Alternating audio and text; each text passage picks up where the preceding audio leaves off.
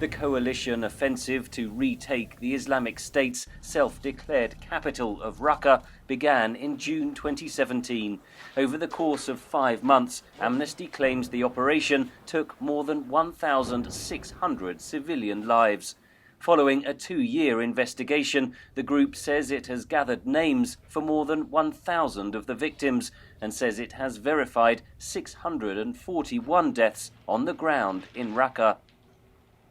This is not a situation of a few individual cases, isolated cases. It is much more systemic than that. Amnesty worked alongside the investigative group Air Wars, spending 2 months on the ground in Raqqa interviewing survivors and visiting strike sites. Researchers used open source and satellite data to identify when each of the more than 11,000 destroyed buildings in Raqqa was hit. They have produced a 3D virtual reconstruction of the destroyed city. Thousands of volunteers around the world online examined more than 2 million frames of satellite imagery. At the same time, we've had our evidence lab colleagues that have partnership with several universities where we've had students examine every scrap of information that have come out of Raqqa, every video, every Facebook posting where people were posting condolences over dead relatives.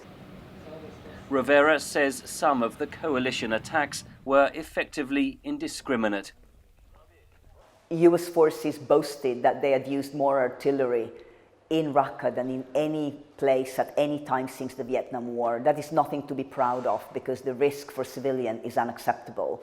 And on the air-delivered munition, the munition was precise, but any precision munition is only as precise as your intelligence. In its propaganda videos, Islamic State portrayed Raqqa as the utopian capital of its self-styled caliphate.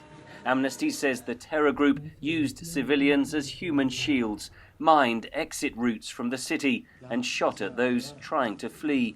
But the researchers say coalition forces must also acknowledge responsibility for the scale of the casualties. In response to the evidence it has presented, Amnesty says coalition forces have acknowledged far fewer civilian deaths. Henry Ridgwell for VOA News, London.